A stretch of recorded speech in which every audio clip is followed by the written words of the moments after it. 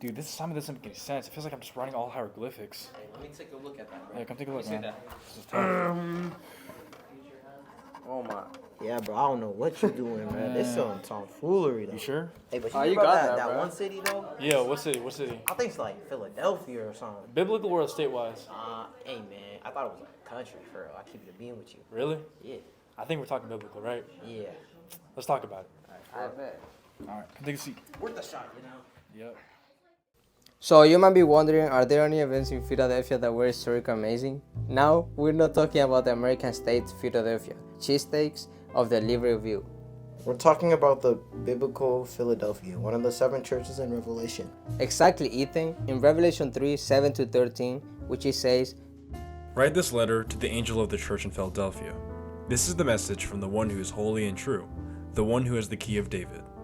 What he opens, no one can close, and what he closes, no one can open. I know all the things you do, and I have opened a door for you that no one can close. You have little strength, yet you obeyed my word and did not deny me. Look, I will force those who belong to Satan's synagogue, those liars who say that they are Jews, but are not, to come and bow down at your feet. They will acknowledge that you are the ones I love, because you have obeyed my command to persevere.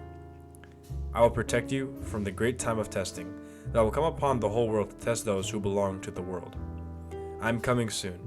Hold on to what you have, so that no one will take away your crown. All who are victorious will become pillars in the temple of my God, and they will never have to leave it. And I will write them on the name of my God, and they will be citizens in the city of my God, the new Jerusalem that comes down from the heaven from my God. And I will also write on them my new name. Anyone with ears to hear must listen to the Spirit and understand what he is saying to the church. Philadelphia is known for being faithful, even with little strength. Let's hit it off with a few symbols. It says first, safety as Jesus says in Revelation. Because you have kept my word, I'll keep you from the hour of trial. And the name Philadelphia actually means brotherly love, in Greek a symbol of unity. Now, historically speaking, Philadelphia wasn't really a powerful city, but it really had powerful faith. Jesus says they'll be like a pillar in the temple of God. That's a big thing. Especially in a city that deals with Earthquakes? being a pillar shows that it's strong, firm, and secure. And that's not just about stone and buildings. It's symbolic. Jesus was saying that those who stayed faithful, even when everything around them was shaking, would be anchored in his kingdom forever. Philadelphia had to literally rebuild after multiple earthquakes. Most people probably lived a fear of the next one. But here, Jesus promises stability, something that wouldn't crack something eternal. He says in Revelation chapter 3 verse 12, "The one who conquers, I will make him a pillar in the temple of my God. Never shall he go out of it." That's not just a nice verse. That's a permanent seat in God's presence. And it's a promise. While other cities chased power and wealth, Philadelphia just stayed faithful. That's what made them strong. Jesus even takes it a step further. He says he'll write 3 names on them: the name of God, the name of the New Jerusalem, and his own name. That's identity. That's belonging. It's like God is saying, you are mine, you have a home, you have a purpose forever. In a world where everything can fall apart, school, friendships, and even ourselves, Jesus is offering to make us pillars. Not because we're powerful, but because we're faithful. And sometimes, having little strength is all what God needs. It's not just about being the strongest. It's about holding on and trusting Him when things get tough. So Gabe, what does this mean for us? Well, we hold on fast, stay faithful, and to trust God even when we feel small. Exactly. This is because He opens a door that no one can shut, and He's coming. To wrap this up, just know that God secures His promise. Let's strive to be pillars in God's kingdom, firm and secure. Are you wanting to buy a new vehicle? Something new, something reliable, something fast?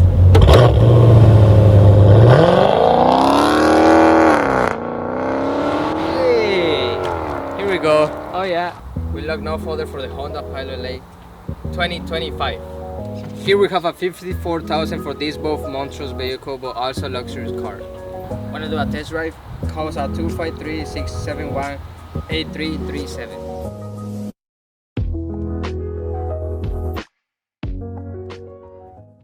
Alright, let's shift gears and talk about Laodicea, another one of the 7 churches in Revelation. Now, at first glance, you might think, okay, maybe it's not that bad. But actually, Laodicea got some of the harshest feedback from Jesus. Jesus straight up called them lukewarm. Not hot, not cold, just eh. And he wasn't impressed. In Revelation chapter 3 verse 15 to 16, it says, "Because you are lukewarm and neither hot nor cold, I will spit you out of my mouth." That's strong language. He's not saying they were evil. He's saying they were indifferent, spiritually passive. And why? Well, it says right there in verse 17, "I am rich, I have prospered, and I need nothing." They thought they had it all. Money, power, security. But Jesus sees through all of that. He sees that they're actually wretched, pitiable, poor, blind, and naked. What do you mean by that? Spiritually empty. And they didn't even know that.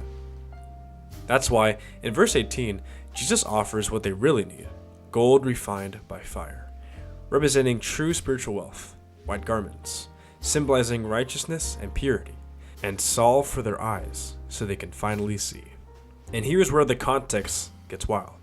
Laodicea was known for being a rich city. They had a major baking industry, a booming wool trade, and even a world-famous medical school that specialized in eye treatments. And Jesus flips all that on its head. He's like, you think you're wealthy? You're broke. You think you can see? You're blind. It's ironic. They had eye medicine, but yet they couldn't see their own spiritual condition. They were surrounded by comfort, and it made them complacent. So here's what this means for us. Don't let comfort make you cold. Don't settle into lukewarm living. Success is not a substitute for surrender. Be sharp, be humble, be honest with where you really stand spiritually.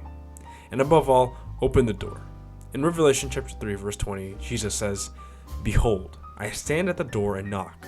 If anyone hears my voice and opens the door, I will come in." He's not giving up on Laodicea. And guess what? He's not giving up on us. He's waiting, but all we have to do is open the door. Philadelphia and Laodicea have really 2 different responses to Jesus. Philadelphia held strong, but sadly, Laodicea grew soft. But both of these stories reveal truth.